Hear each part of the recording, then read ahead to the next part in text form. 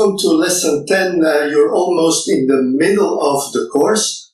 When you finish this lesson, you will have completed half of the course. So after this lesson, another 10 lessons are waiting for you. In this lesson, in this first video, I'm going to talk about the content of Lesson 10. And here we talk about the dependencies, we talk about the precedence diagram, and we talk about the critical path. We always have the content and the learning outcomes as the first and the second video of every lesson. And in this first learning video, the third video, we're talking about ordering the different activities chronologically.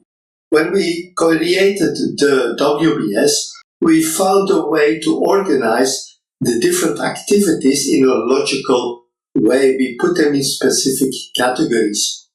What we're going to do now is to find a chronology. How can we work with those different activities and what activities should be completed before we can complete the next activities? We look also at the different diagramming methods. What diagramming methods will we have available for us, or what are the typical diagramming methods? The first method is the Gantt chart. We will talk about its history, the origin, and the usage of this device, this chart, that is being used by project managers already for over 100 years.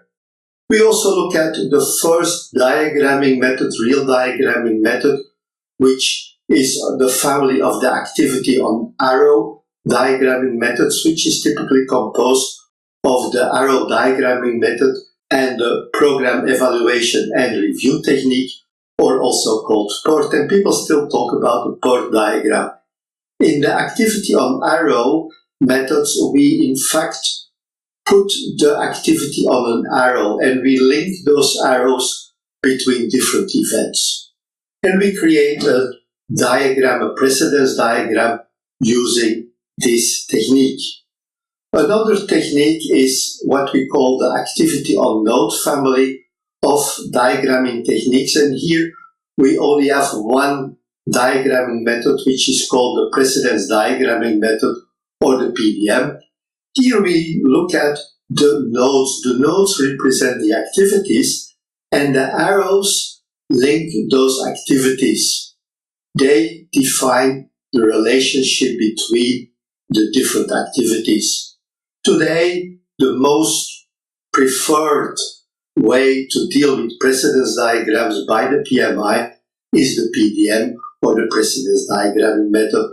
Of course, we still see a lot of arrow diagramming methods or PERT diagrams because these have been in use for a long time and they're still valuable, they're still interesting. Anyway, whatever method you will choose, typically, people will choose the precedence diagramming method today, but the result should be the same. We also look at the different precedences that we can find. We also look at how can we use leads and lags when we are linking different activities. We will look at them. We will look at some examples too. An important thing when we calculate the start and the finish times of the different activities, there are two ways, two families of doing this. First of all, we have the family starting from 0, and the second is the family starting from 1. When we start from 0, we use cardinal numbers. When we start from 1, we use ordinal numbers. The calculation technique is a little bit different. I will show you how both of the techniques work and what are the formulas to use. The formulas are a little bit different. I prefer to start from 1, so we're basically talking in days and weeks and months. We're not talking in cardinal numbers. So there is a little bit of difference between the two.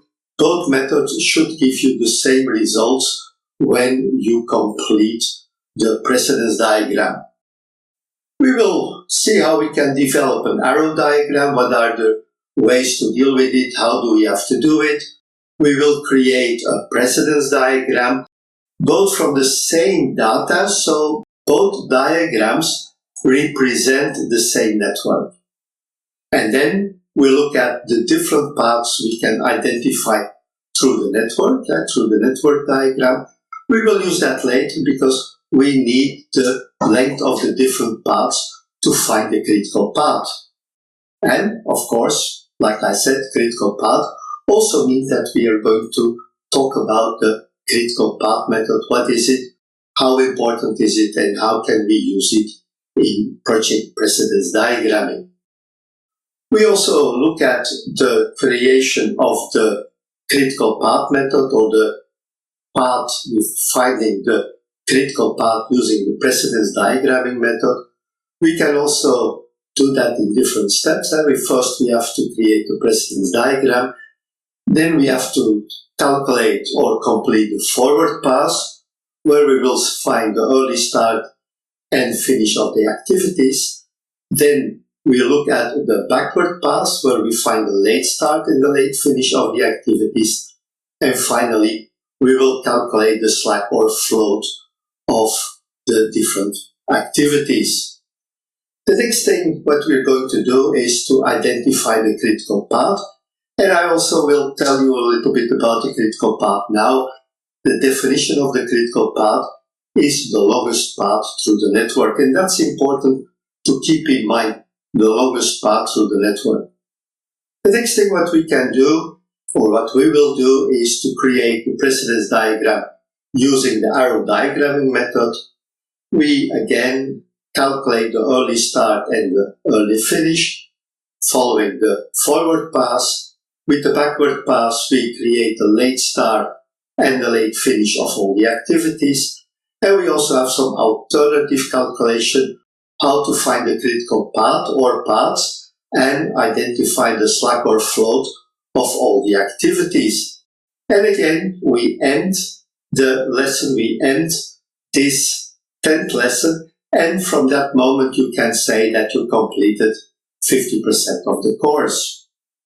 In the next video I will talk about the learning outcomes of lesson 10, and then we will continue with the different videos. Thank you, and I'm looking forward to seeing you in the next videos. Bye bye.